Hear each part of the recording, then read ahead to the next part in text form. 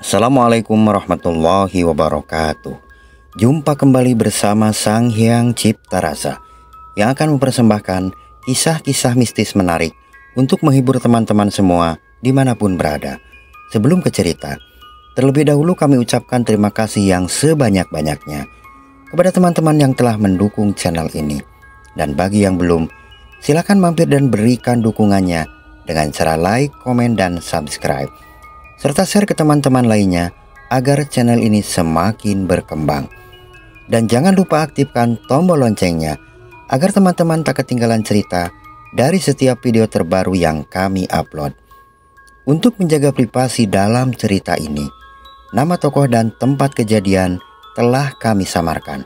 Apabila ada kesamaan cerita, nama tokoh dan tempat kejadian mungkin hanya kebetulan saja. Seperti apa kisah selengkapnya? Kita simak saja ceritanya.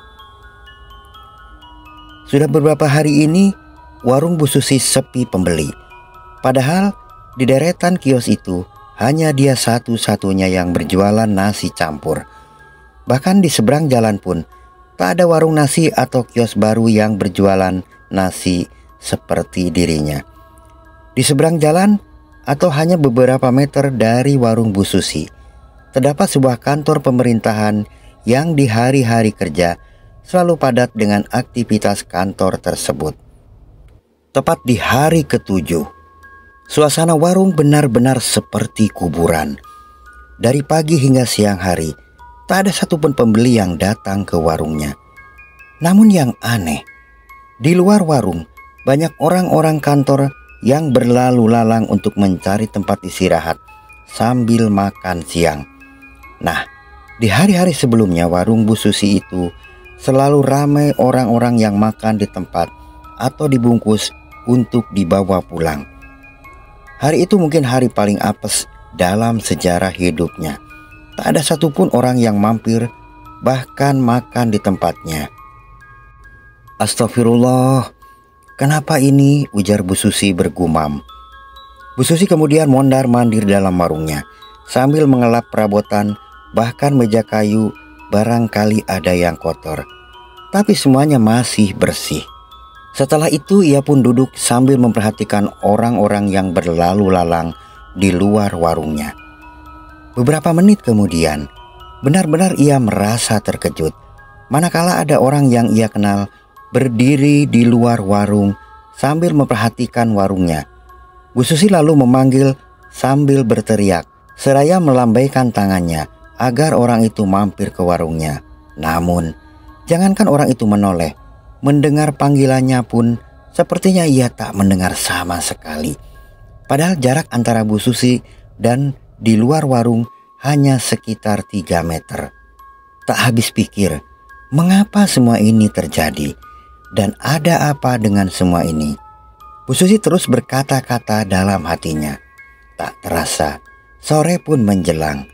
Ia segera membereskan makanan yang terpajang di etalase dan alangkah terkejutnya ia ketika didapatinya semua masakan telah basi. Tak biasanya seperti itu. Bertahun-tahun ia berdagang makanan, belum pernah mengalami kejadian aneh seperti yang ia alami saat itu. Dari penghasilan warung itu, ia dapat membeli rumah di kampungnya, bahkan sawah dan biaya sekolah ketiga anaknya yang tinggal bersama neneknya di kampung. Semua itu hasil keringatnya selama mengelola warung. Lalu, kemana suami Bu Susi? Ternyata telah meninggal dunia beberapa tahun silam, sehingga ia harus berjibaku sendirian untuk menghidupi keluarganya. Semua kenangan masa lalu terbayang di matanya. Lalu, dari sudut matanya menetes cairan bening. Astagfirullah. Ia pun tersadar lagi lamunan. Segera ia membungkus makanan yang telah basi itu, lalu membuangnya ke tempat sampah. Setelah menutup warungnya, bergegas ia berjalan ke rumah kontrakannya. Keanehan juga ia rasakan ketika berjalan menuju rumahnya. Beberapa kali ia berpapasan dan menyapa tetangga dan kenalannya. Namun, yaitu tadi, Tak ada seorang pun yang menyahut ataupun menoleh padanya. Seolah-olah Bu Susi itu menjadi sosok yang tak terlihat oleh mereka. Kembali air matanya mengalir. Langkahnya terhenti ketika ia sudah sampai di depan pintu rumah kontrakannya. Setelah membuka pintu, ia pun masuk ke dalam rumah dan brak!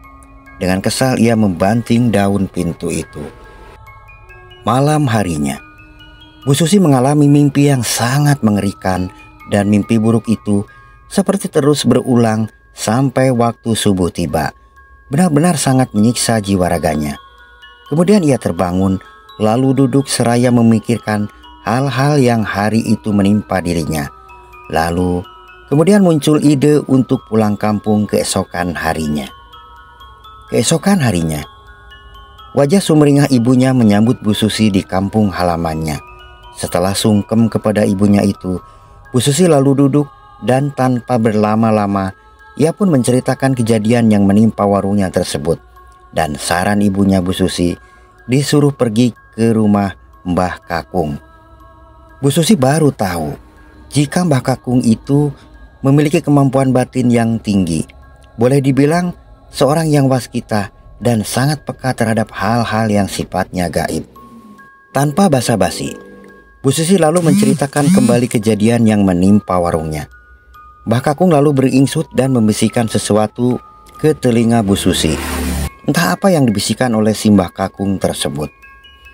Keesokan harinya, Bu Susi telah kembali ke rumah kontrakannya.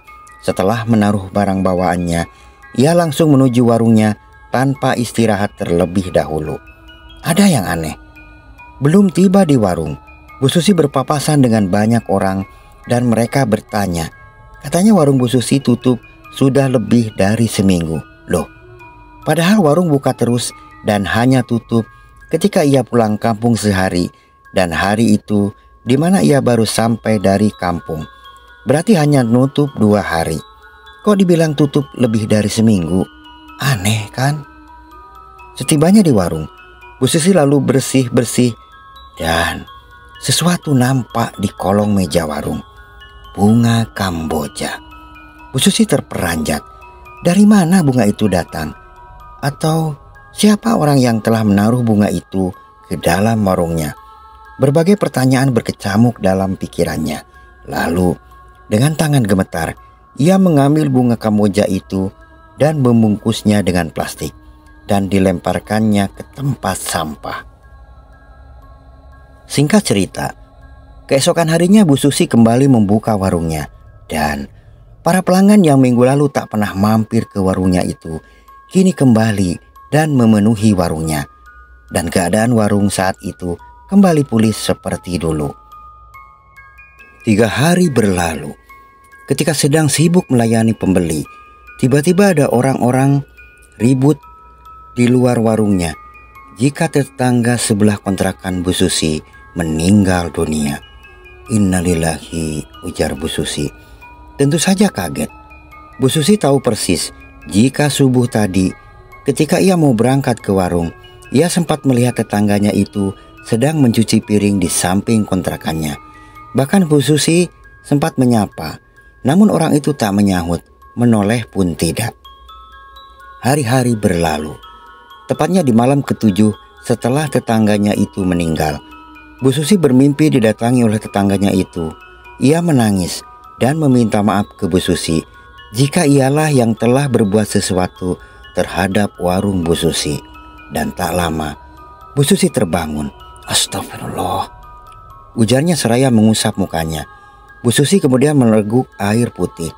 Kemudian mengingat-ingat mimpi yang ia alami barusan. Ia baru ingat jika dulu tetangganya itu pernah meminjam uang padanya dan Bu Susi memberinya pinjaman. Namun sayang, pembayarannya lama sekali. Itu pun setelah Bu Susi menagihnya berkali-kali. Dan yang menyebalkan, tetangganya itu mencicil dengan nominal yang sepertinya tak masuk akal. Beberapa waktu berikutnya, orang itu kembali hendak meminjam uang pada Bu Susi. Namun, belajar dari kejadian dulu, Bu Susi tak pernah lagi memberinya pinjaman. Nah, dari sanalah orang itu sepertinya mulai membenci dan iri terhadap Bu Susi. bahkan merasa dendam, sehingga mencari cara untuk menjatuhkan Bu Susi. Namun sayang, Tuhan rupanya lebih berpihak pada Bu Susi, dan orang itu harus menanggung akibat dari perbuatannya sendiri. Wallahu a'lam. Nah teman-teman, sampai di sini ceritanya. Semoga dapat menghibur teman-teman semua dimanapun berada. Terima kasih pada teman-teman yang telah menonton dan mendengarkan ceritanya. Mohon maaf apabila ada salah-salah kata. Sampai jumpa di kisah mistis selanjutnya hanya di Sang Hyang Cipta Rasa. Assalamualaikum warahmatullahi wabarakatuh.